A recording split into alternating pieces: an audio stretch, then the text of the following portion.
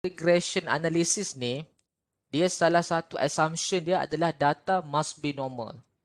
Okay, data must be normal. Lepas tu data must be interval.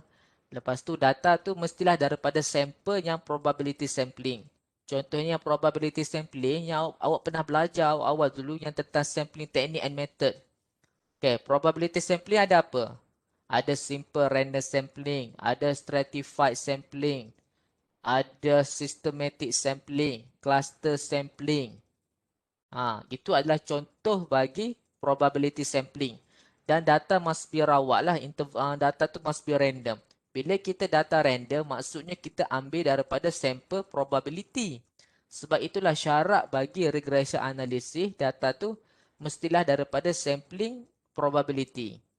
Okey, jadi sebenarnya bila kita nak buat regression analysis ni, kita kena pastikan ada korelasi antara variabel dahulu. Yang tu kita boleh guna analisis yang Pearson. Ya, saya recap baliklah. Pearson dan Spearman correlation ni tujuannya adalah sama, iaitu untuk mengukur sejauh manakah kekuatan hubungan antara IV dan juga antara IV dan DV. Kita nak tahu sejauh manakah kekuatan hubungan. Okay, saya recap balik.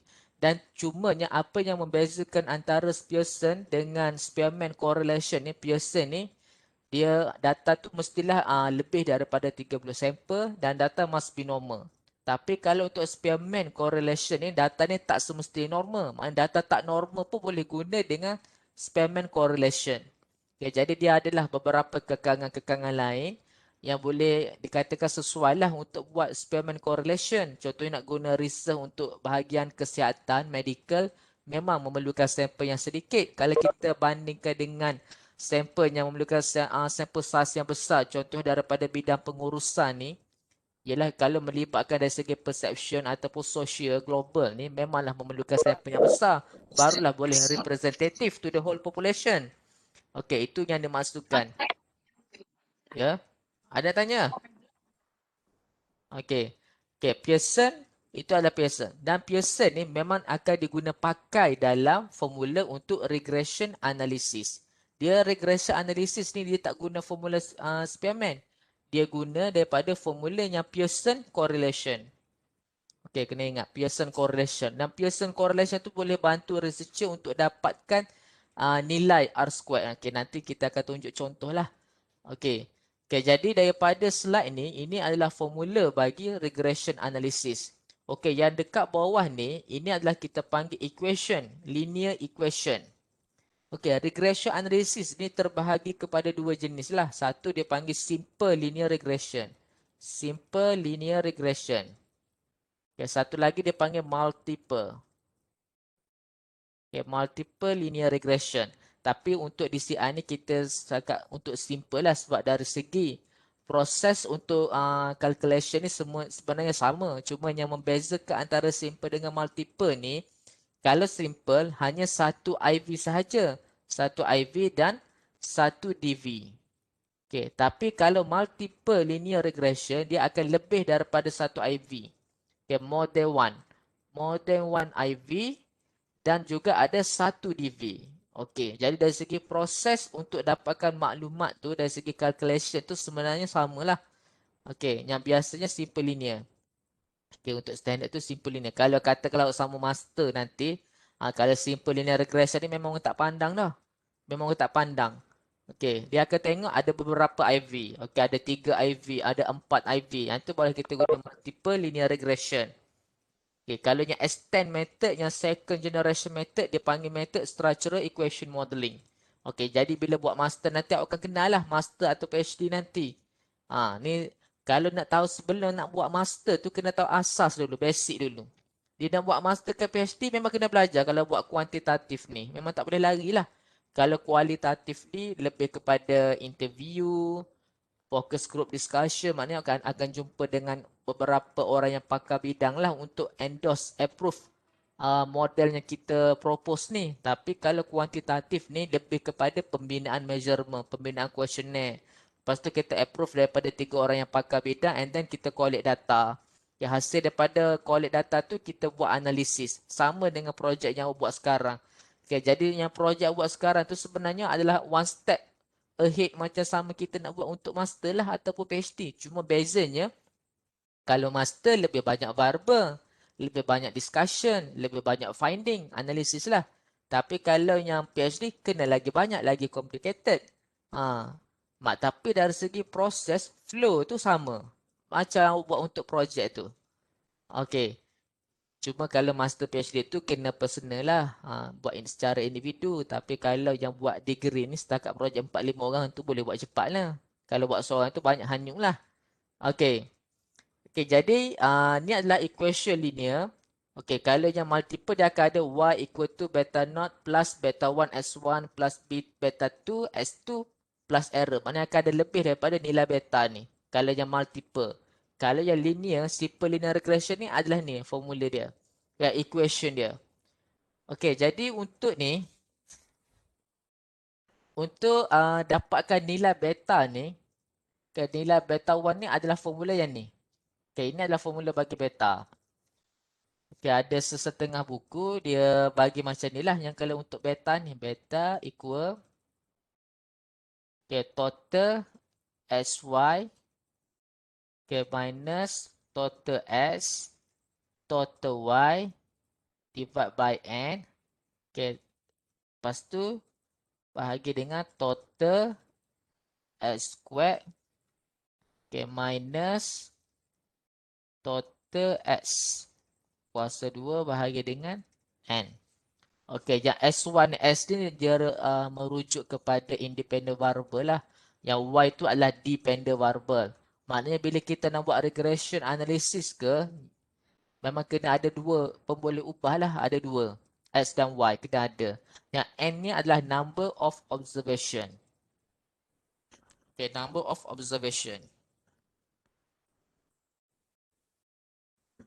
Okey. Jadi sebenarnya bila kita nak sebenarnya bila buat regression analysis ni kita nak tahu dari segi kesan. Okay, kalau korelasi kita nak tahu dari segi hubungan sahaja. Nak tahu kekuatan hubungan tapi tidak boleh mengeluarkan output dalam bentuk equation. Tapi regression analysis ni dia boleh keluarkan output untuk equation. Jadi sebenarnya kalau korelasi untuk tahu hubungan, tapi regression ni untuk kita tahu dari segi kesan, impact. Kesan dia. Kita nak tahu sejauh manakah keberkesanan IV ni mempengaruhi DV. Kalau yang korelasi, kita nak tahu sejauh manakah kekuatan hubungan. Okey, itu lain tu maknanya. Yang tu hanya tahu untuk hubungan sahaja. Yang kalau DV regression ni nak tahu kesan, pengaruh ni. Okey. Kita terus kepada example lah. Okey, ini adalah data, contoh data lah, example data. Okey, jadi kalau ikutkan yang ni kita kena substitute daripada equation ni lah. Kita nak kena dapatkan nilai bagi nilai beta. Yang A ni merujuk kepada beta naught. Okey, beta naught yang ni. Okey, yang B ni merujuk kepada nilai beta 1 lah. Okey, kalau ada beta 2, beta 2, beta 3. Okey, dia bergantung kepada quantity number of factor. Number of IV lah. Okey, kita boleh terus kepada example. Okey, saya tulis baliklah formula beta ni. Okey, total SY. Okey, total S, total Y divide by N. Okey, total S. Total S squared minus total S squared divide by N. Okey. Sekarang ni berdasarkan daripada formula untuk dapatkan nilai beta ni, kita ada total SY. Okay, kena ada total SY. Maknanya kena create lah kolom bagi S2, S squared, Y squared and SY lah. Okey, jadi yang untuk SY ni, dah ada lah yang ni. 3 darab 2 dapat 6. Okay, kita try 6. Lepas tu 6 darab 8, 48. Lepas tu 9 darab 11, 99. Okey, 11 darab 14, 154. Okey, lepas tu 16 darab 19, 304. Okey, last sekali 18 darab 21, 378. Okey, daripada sini baru dah dapatkan total dia. Total jadi total SY akan dapat 989. Okey, jadi untuk dapatkan total S, yang inilah total S. Okey, total S. Okey, total S awak akan dapat 3 tambah 6 tambah 9 dan seterusnya. Akhir sekali awak akan dapat total dia 63. Okey, 63. Total Y. 2 tambah 8, 10, last sekali 21. Last sekali awak dapat total dia 75. Okey, sekarang ni settle untuk dekat atas ni. Okey, yang bawah ni untuk S squared. Okey, yang S squared ni total S squared. Total S squared. Total S squared. Yang ni. Yang ni lah. Okey, 3 kuasa 2, 9. Okey, 9. Lepas tu 36. Lepas tu 81. Okey, 81. 121. Okey, 256. Lepas tu dah sekali 324. Okey, jadi awak dapatkan total bagi S squared. Jadi total akan dapat 827. Okey, dah selesai lah maknanya kalau untuk yang beta ni. Jadi bolehlah substitute daripada formula. Okey, kalau yang total SY, yang ni lah 989. Okey, 989 minus total S. Yang ni total S 63. Okey, 63. Okey, darab dengan total Y 75. Okey, 75 bahagi dengan N. N ada berapa number? 1, 2, 3, 4, 5, 6. Okey, ada 6. Okey, ada 6 bahagi dengan total X squared. Okey, total X squared 827.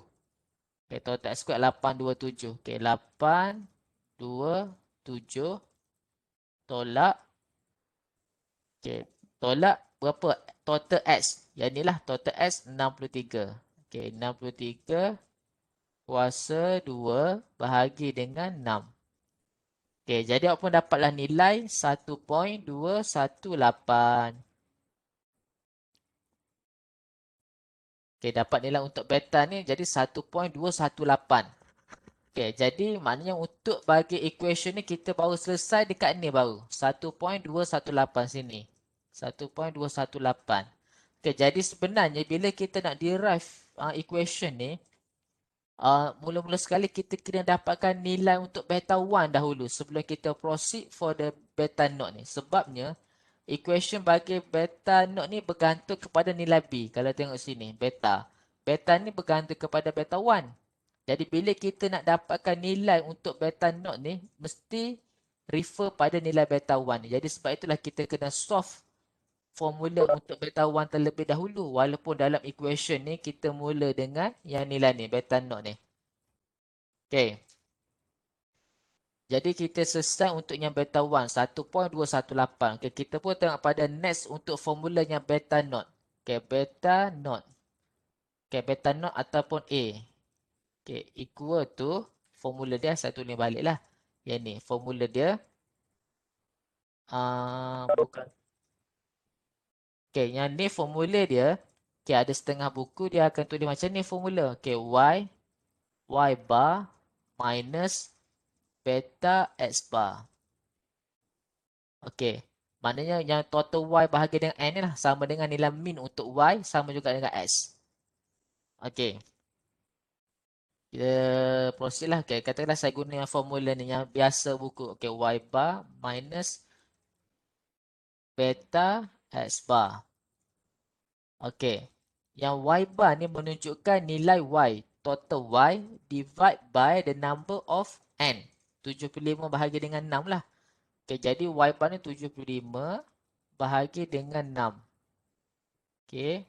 Tolak beta kita dapat 1.218. 1.218. Okey, darab dengan X bar. X bar tu 63.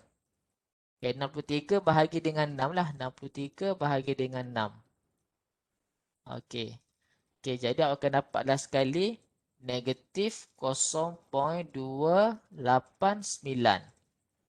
Okey, negatif 0.289. Okey. Yang jadi makna kolom untuk Y squared ni tak adalah ni. Yang ni tak adalah ni. Dia kalau dia sebenarnya sama ada kita boleh guna formula macam ni ataupun kalau kita guna matrices. Kalau matrices memang adalah untuk Y squared. Tapi kebiasaannya kalau untuk regression ni kita guna formula ni lah. Okey, jadi sekarang ni kita pun dah dapat nilai. Jadi awak bolehlah substitute daripada equation lah. Jadi y equal to negative 0.289. Okay, plus 1.218 x1. Okay, plus error. Okay, error ni tak ada. Okay. Jadi last sekali equation dia untuk regression yang macam ni lah. Okay. Kalau X ni, kalau katakanlah soalan dia kata minta write the linear equation. Okay, write the linear equation. Katakanlah X ni adalah untuk customer satisfaction. Y ni adalah customer loyalty. Bukan, customer loyalty. Contohlah. Okay, jadi maknanya kalau Y customer loyalty, dalam ni awak kena tulis customer loyalty lah. Customer loyalty is equal to negative 0.289 plus 1.218. X1 tu adalah customer satisfaction. Okay, dia bergantung kepada nama variable lah. Kalau dalam soalan tu macam tu lah. Okay, bergantung kepada nama variable. Okay, kalau katakanlah dia minta katakanlah dia kata determine the value of y when x is equal to 5. Okay, kalau x is equal to 5, kita tengok pada equation ni, when x to the 5, okay. Okay, maknanya kita boleh replace lah. Okay, nanti mungkin saya akan tunjuk example yang contoh-contoh bentuk soalan final. Okay, mungkin lagi nampak lebih jelas lah. Okay, nanti saya tunjuklah yang tu. Okay, exercise. Okay, yang ni, okay, kita buat exercise. Nak buat ke? Tak payah, makan masa lah. Tapi awak boleh buatlah kat rumah tu. Okay, yang ni awak boleh salin dululah. Yang S quantity Y cost ni. Okay. Jadi awak cuba guna data ni untuk dapatkan linear equation, linear regression linear. Okay, cuba buat. Nanti awak buat kat rumah je lah. Lepas tu bincang sama-sama kawan awak lah. Okay. Okay, boleh. Kita proceed. Okay, ni ambil gambar je. Jangan saling. Ambil gambar je. Bawa cepat. Okay. Okay, seterusnya. ANOVA regression. Okay, ANOVA regression ni, kalau dia kata create the ANOVA regression dalam soalan final. Maknanya awak kena buat yang ni lah. Ni. Kena create ni. Table ni. Awak kena ingat susunan ni. Tapi mujalah buat online. Jadi tak payah nak ingat. Ingat susunan pun tak payah dah asal. Okay, boleh ambil dekat slide ni. Okay, ni adalah ANOVA regression residual total. Kena ingat tu. Ada DF ni adalah degree of freedom. S ni ada SS ni adalah sum of square. MS tu mean of square. Yang ni F test. Okay, ini adalah formula-formula dia lah. Kalau 1 tu adalah mana satu lah kena tulis. Yang N minus 2 tu adalah number of observation, number of data, minus dengan 2.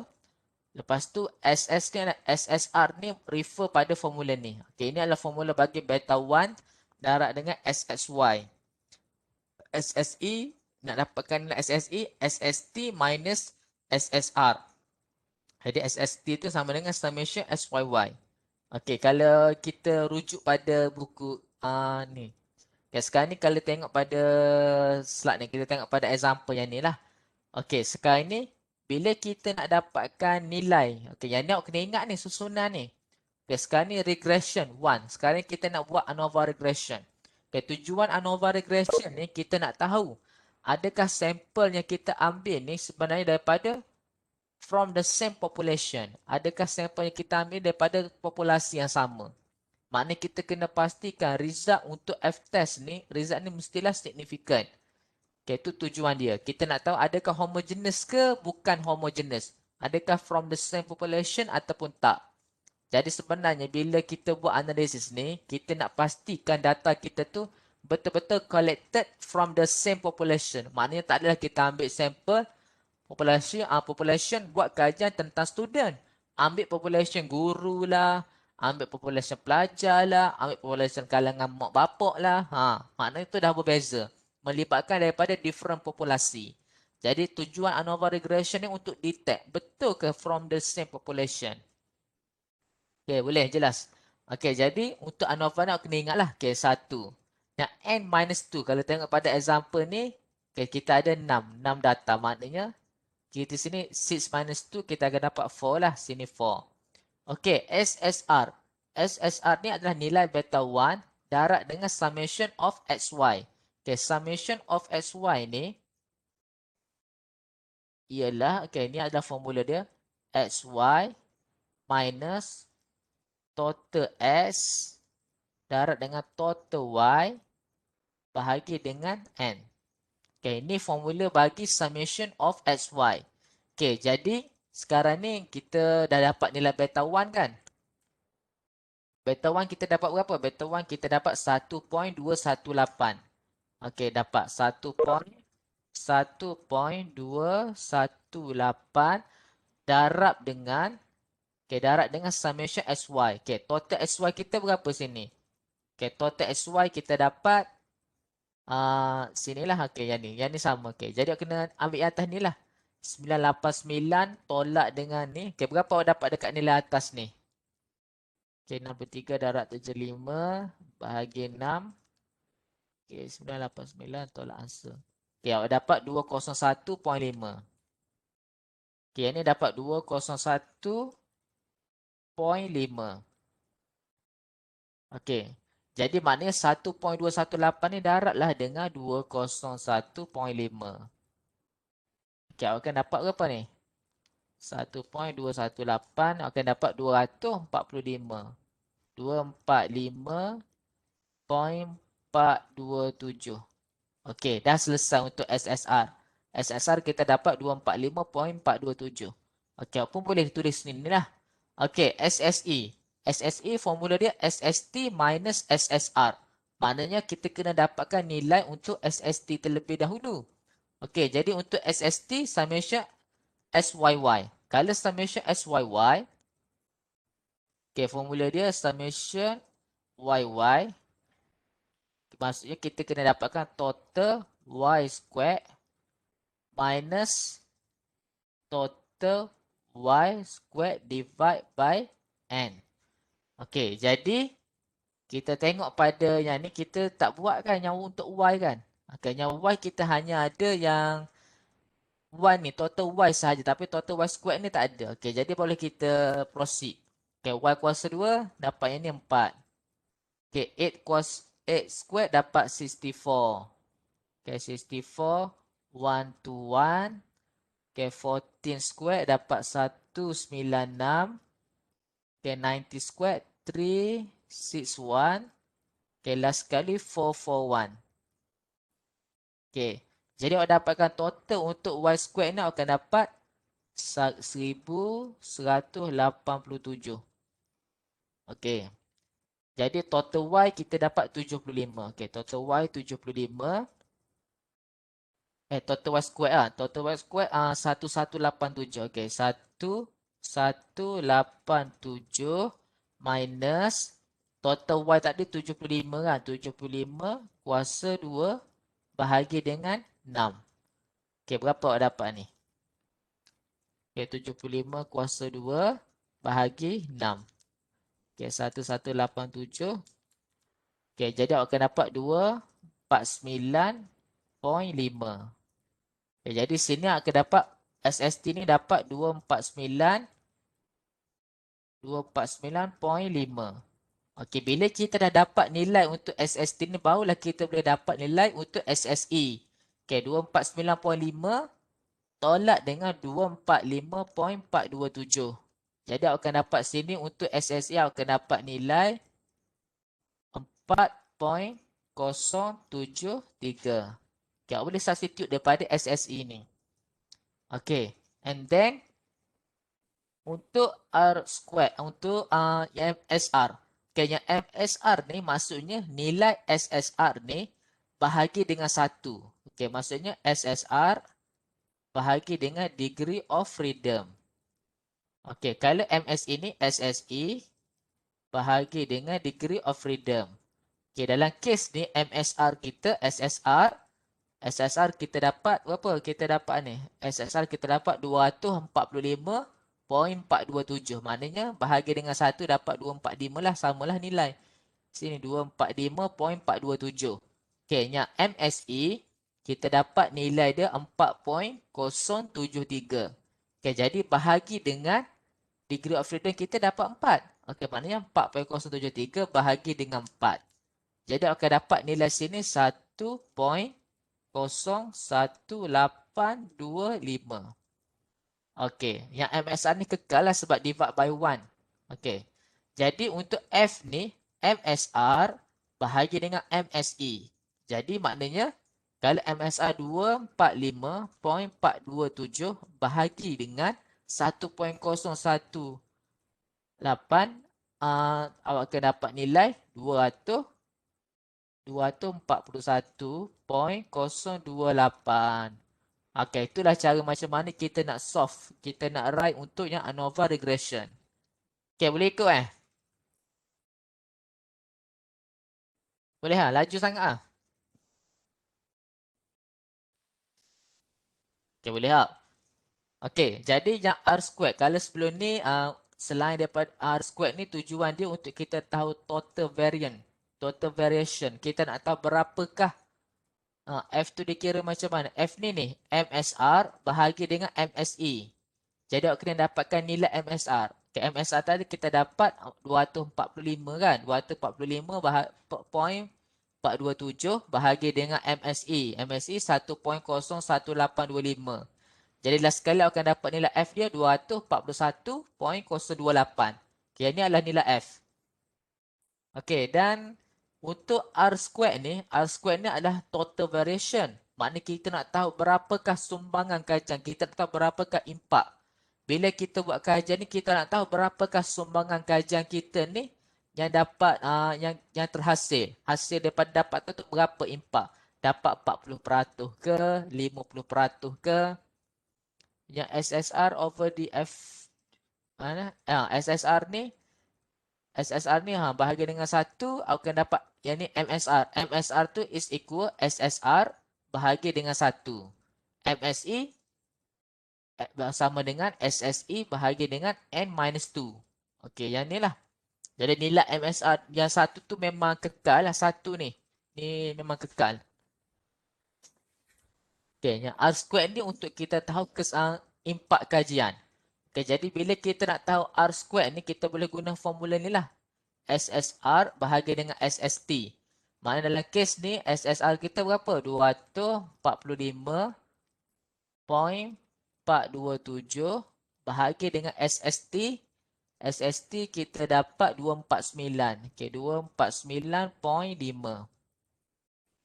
Okey, 245.427 bahagi 249.5. Okey, jadi akan dapat nilai 0.9836. Okey, 0.9836 ataupun dalam bentuk persen darab dengan 100 kita akan dapat 98 lah, 98.36%. Maknanya variable ni maknanya variable X ni menyumbang sebanyak 98.36% kepada DV, kepada Y. Maknanya kalau X tu adalah customer satisfaction, maknanya satisfaction ni sebanyak 98.36% yang menyumbang kepada DV, kepada loyalty. Maknanya hampir 100%, maknanya tinggi lah. Hampir 100%. Dia makin tinggi, makin menghampiri nilai 100 tu makin bagus lah. Maknanya kajian kita ni banyak contribution. Okay, banyak sumbangan. Okay, boleh? Ada tak faham ni? Ni ANOVA regression. Dua calculation lagi. ANOVA regression dengan simple linear regression yang ni. Okay, yang ni buat exercise sendirilah. Lepas tu boleh cuba buat untuk yang ANOVA regression juga. Okay, ada soalan? Harap tak ada soalan lah. Okay. Okay, tak adalah kita.